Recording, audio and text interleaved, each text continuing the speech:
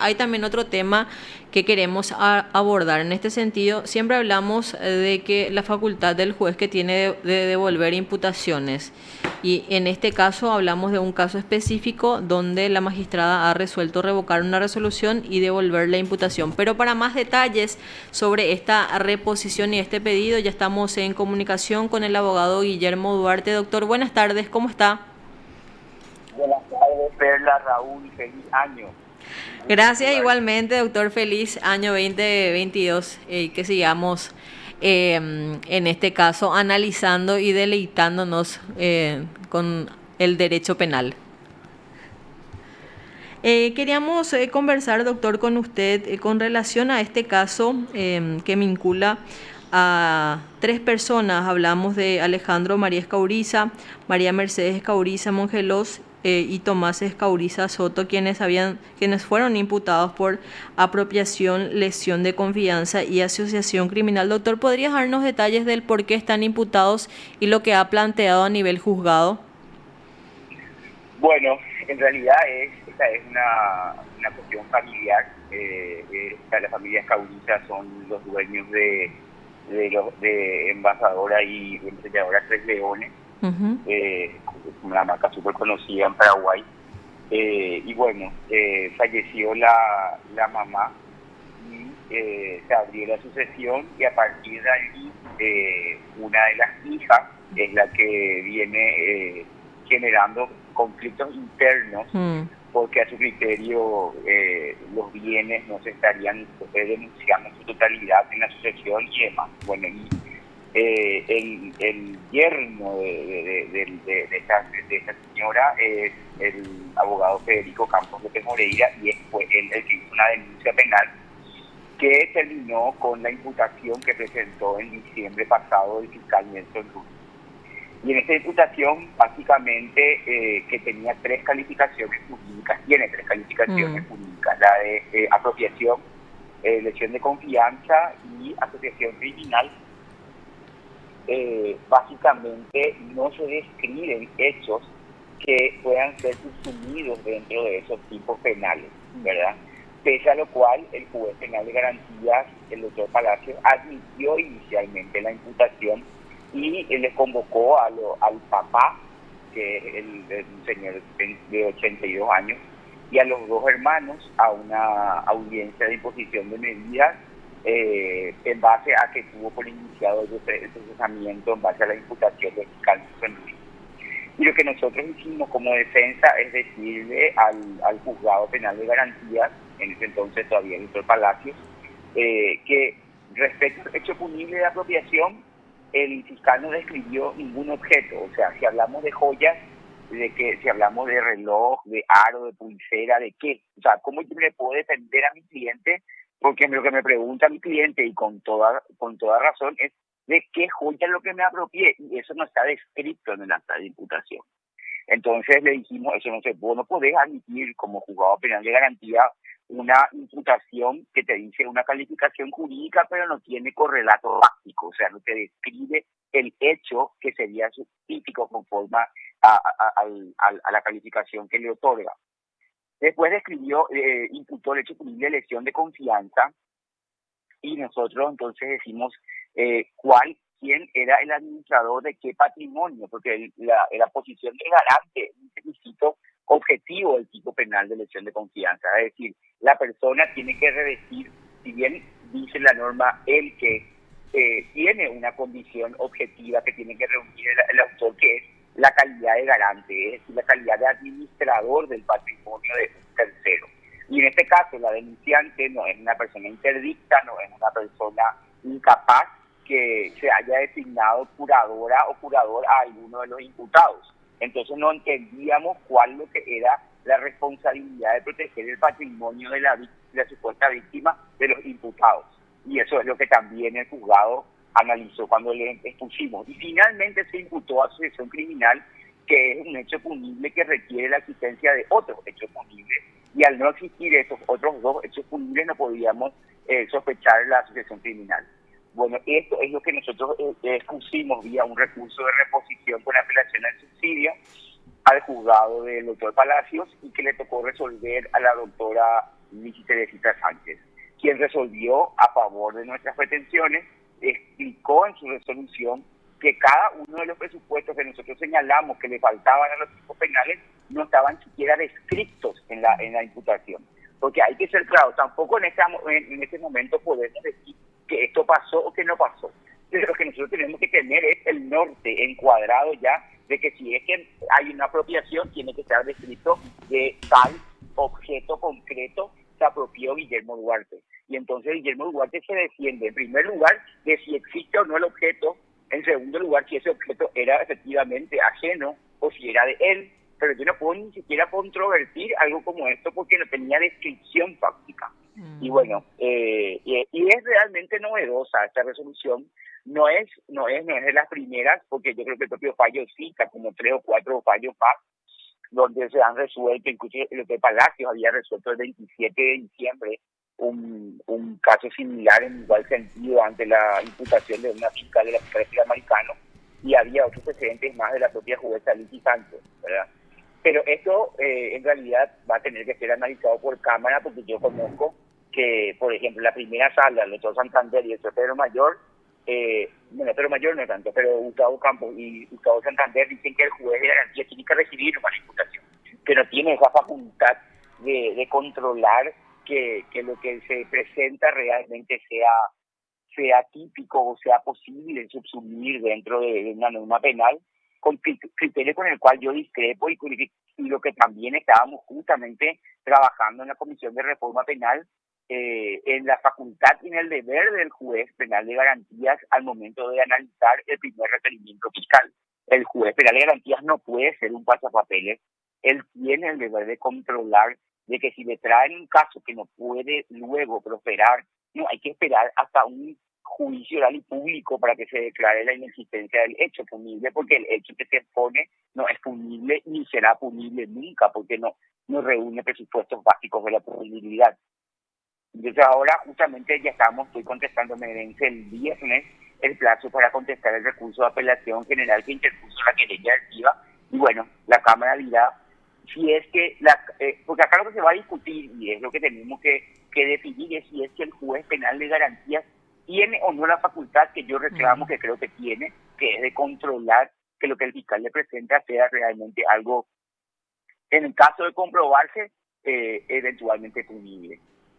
Qué raro el criterio del doctor Ocampos. ¿Por qué? Porque anteayer conversábamos con él y justamente él mencionaba que están trabajando desde una de las comisiones de la oficina técnica integrada por la doctora Carolina Llanes, justamente y que había oposición de varios fiscales en realmente trabajar en lo que es el relato de hechos de una imputación.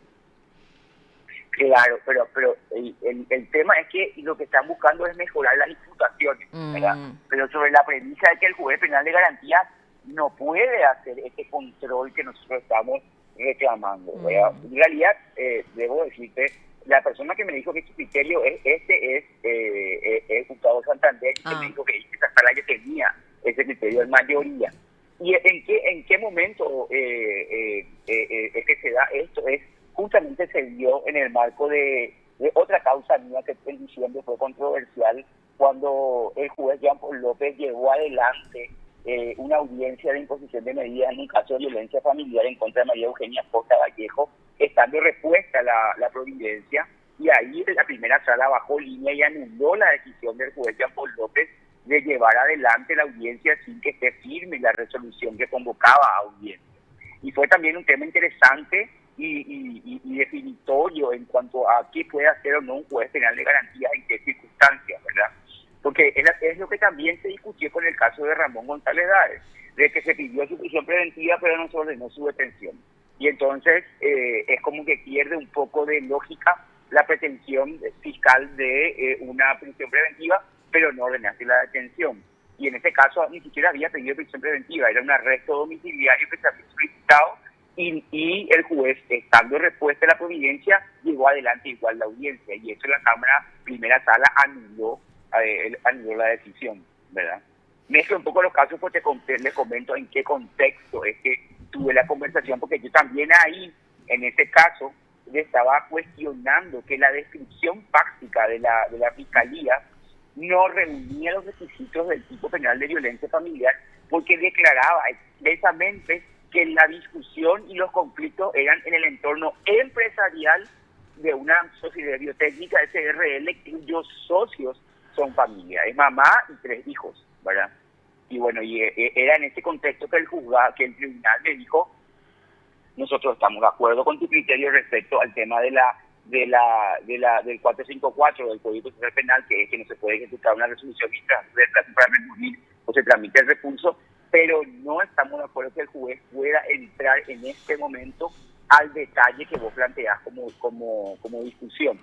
Y bueno, y ahí es que surgió eso que hoy el juez, los de garantía 7 y garantía 6, tienen el criterio de que ellos sí tienen que hacer ese control, con lo cual yo estoy súper de acuerdo, ¿verdad? Porque si no, estamos expuestos a que el Ministerio Público haga lo que quiera, y el Ministerio Público lejos está de respetar el artículo 54, que es el deber de objetividad de su carta orgánica. En este caso, doctor, el acta de imputación, o sea, en el 302 dice: cuando existen suficientes elementos de sospecha sobre la existencia de un hecho y la participación del imputado, el agente fiscal interviniente formulará la imputación en un acta por la cual se informará al juez competente, en la que deberá, dice. Cuando dice deberá, pues pone requisitos. Supongo que el juez tendría que ver si estos requisitos se cumplen o no. Identificar al imputado, describir sucintamente el hecho, indicar el tiempo que estima para formular la acusación, dice, ¿verdad? Y pero el 303 creo que es, Raúl, no me acuerdo de memoria. Sí, el que dice que al tomar conocimiento del acta, el juez, al tomar conocimiento, sí, tendrá por iniciar. Ese tendrá lo que ellos hablan. Ahí está, ese es el tema de discusión, ¿verdad? Es lo que dice Gustavo Santander.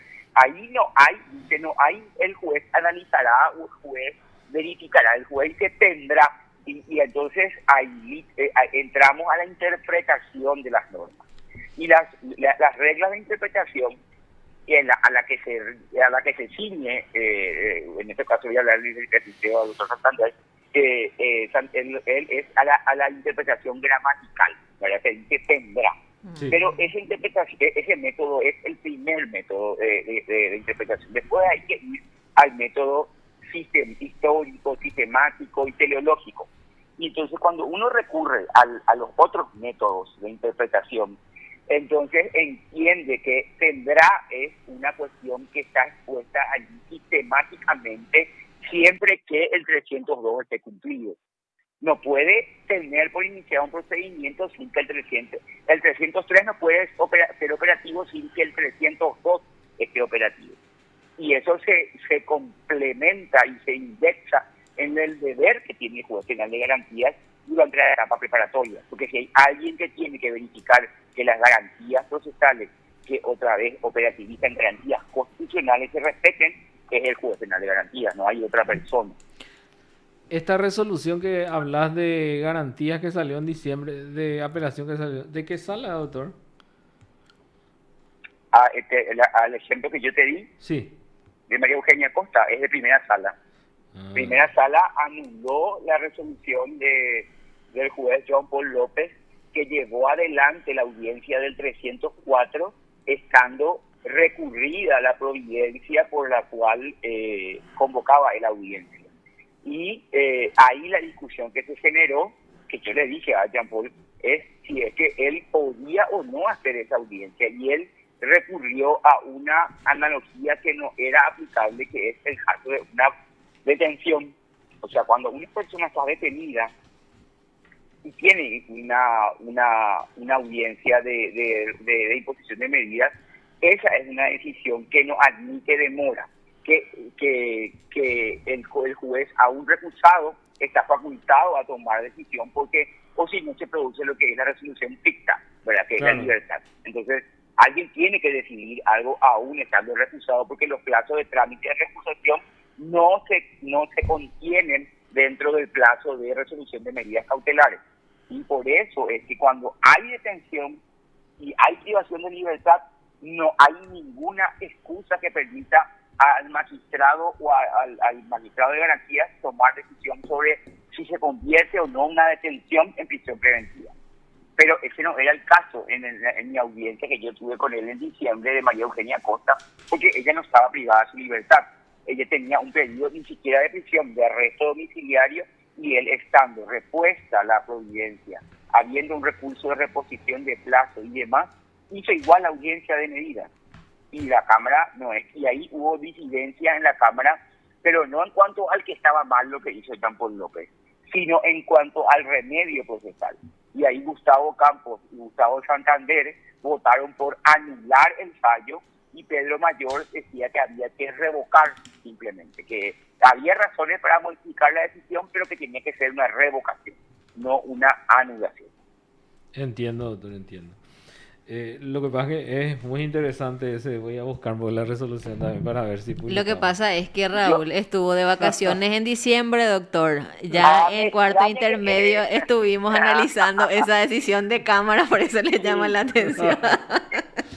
Mira, eso mismo que iba a decir, ya habíamos hablado de eso, hubo repercusión en el caso en Chile, porque es un caso de una empresa familiar y una cuestión muy rara, ¿verdad? De cómo se generó el proceso y demás. Pero el precedente finalmente es interesante, Claro, porque claro. marca una línea de en qué casos el juez, cuando recurría a la resolución, puede no llevar adelante una audiencia de medida. Sí, lo que pasa es que como dijo mi colega, Disculpale acá, Raúl. disculpame, no, tuve de vacaciones en diciembre y Te mandó al frente, Sí. Raúl. traté de no leer nada. Ni siquiera es lo que se toca en PBS, doctor. O sea, para que te des cuenta. Por eso no, Estuvo doctor, pero una resolución literalmente excelente, ¿eh? Por lo que veo. Entonces estuviste de vacaciones realmente, Raúl, porque ni siquiera lo de tus rayos leíste. Exactamente. Doctor, y hablando de temas y empresas familiares, nuevamente, o por lo que se ve al menos, la Fiscalía está nuevamente interviniendo de alguna manera en este tipo de casos. No una cuestión más civil, doctor. Y mira, en realidad yo creo que son cuestiones que deberían ser analizadas bien criteriosamente y agotar la investigación antes de tomar una decisión de procesamiento en este tipo de cuestiones, donde las cuestiones de afectividad están muy mezcladas, ¿verdad? Positiva o negativamente, ¿verdad? Sí. Ya sea en lo que es una familia nuclear interna, como el caso de Biotécnica, donde es el yerno y la hija que le denuncian a la mamá, o este caso que tengo de Caña Tres Leones, que es una hermana al papá y los otros hermanos, ¿verdad? Son cuestiones, y hay mucha cuestión. Ahí en el caso de los escauristas, que es Caña Tres Leones, por ejemplo, se imputó por un hecho que ocurrió antes que fallezca la mamá, o sea, una supuesta transferencia de $1.300.000 del 2018, y la señora falleció el 6 de marzo del 2019. O sea, ¿cómo en vida un hijo le va a reclamar lo que haga con su patrimonio de su padre? Estamos llegando a extremos realmente intolerables de lo que es la pretensión patrimonial, ¿verdad? Entiendo, doctor. Una última cuestión. Usted dijo que iba a contestar el traslado de la querella. ¿La fiscalía no apeló? No, la fiscalía no apeló. Qué Pero en raro. realidad, pero a fuerza le llegó la fecha, esto fue todo en feria. O sea, yo hice el recurso de reposición en los últimos días de diciembre. El juez llamó autos, creo que el 30, el último día hábil, y bueno, ya era una cuestión que no sabía yo si iba a resolver incluso en feria, ¿verdad? Entonces, el fiscal de la causa estaba entiendo yo, de feria. Yo de todos modos, por ese criterio que él tuvo, yo le refusé al fiscal, y entonces entiendo que los fiscales, no sé quién estará atendiendo los casos ahora. Es también sui generis y eso, ¿verdad? El tiempo en el que nos pasó. Ya, por eso es que justamente, y otra pregunta que queda también, porque los abogados están consultando bastante, es si dentro de la feria corren estos plazos o no, ¿verdad? Sí. Porque justamente algunos están contestando por si las Por si las moscas, dudas. vamos a decir, por si las dudas, y otros dicen no, que tiene que ser recién en febrero por lo de la feria y todas esas cosas. Yo creo que esta acordada que sacó la Corte Suprema de Justicia es una acordada que permite interpretar como uno quiera la cuestión. Yo, en mi experiencia, estoy contestando todo, estoy en mis vacaciones en el campo, estoy con internet y contestando y haciendo todo eso, que mañana continúo un juicio oral en forma telemática que comencé el 21 de septiembre y que estamos haciendo así porque ya venimos con las vacaciones de los tribunales, las vacaciones de la fiscalía, un tema, ¿verdad? Pero esta acordada realmente para mí es una acordada confusa que sacó la Corte Suprema, y confusa para los juzgados, confusa para la fiscalía, para las partes. Y si uno quiere preservar una garantía y un derecho, tiene que respetar como si fuera que no hay feria los plazos procesales. Sí, justamente es lo que estaban diciendo todos los abogados. Estaban presentando, ¿no? Porque no estaban sabiendo qué es, pues dependía un poco del criterio de cada magistrado, ¿verdad? Al final, porque Es que dice, yo hubiese creído que solamente se podría tramitar, o sea, si querían hacer bien las cosas, tenían que impedir que el sistema informático permita presentaciones que no sean cuestiones de privación de libertad o algo urgente. Porque al estar habilitado el sistema informático de los juzgados, del expediente, entonces todo vale. O sea, te notifican, te plantean, esto viene aquí, allá, y uno tiene que estar atendiendo. Y hay jueces de garantía que tienen un criterio, como decir, y hay otros que tienen otro criterio, y bueno, y según el caso, ¿verdad? Realmente, a mí me fijaron audiencias preliminares de casos, porque lo que sí sacó la Corte claramente es que los casos que prescribirían antes de junio tenían que hacerse los juicios y las audiencias preliminares. Y yo tengo el caso comisarías de Rafael Pinizola, y notificaron inicialmente para el 12, 13, 14, creo que ahora de enero, y eso yo planteé un pedido y me pasaron para el 2 de febrero. Y ¿dos bueno, de? entonces ahí de febrero. Yo llego de mi viaje, espero no tener problemas con los vuelos, y al día siguiente es la audiencia. Doctor, aquí nos están escribiendo y me piden que te consulte sobre el caso de Rodrigo Quintana. Mira, eso es un caso que realmente la Corte tiene que autoauditarse. Tenemos aproximadamente un año en la Corte Suprema de Justicia sin que se puedan resolver las recusaciones de la querella, entre comillas, de Leticia Redes. ¿Qué es lo que pasó? Se iba a hacer la audiencia preliminar y la jueza, ex jueza Hilda Brites Vallejo, que es mi contraparte ahora en el caso de María Eugenia Costa, es la que volvió a tramitar una excepción de falta de acción respecto a los padres de Rodrigo, porque ya se había resuelto y estaba firme. Ella, pese al impedimento legal, volvió a tramitar y hizo lugar a la excepción, me escribió como querellante. Yo apelé eso y presenté incluso un precedente de la propia sala penal, la Cámara de Apelaciones, que interviene en este caso, que es la segunda sala, donde ellos ya habían votado en otro caso en un sentido igual al criterio que yo tengo y que es contrario al de la jueza, y ellos le recusaron a la Cámara de Apelaciones. Fue a la Corte Suprema de Justicia y le recusaron a los miembros de la sala penal.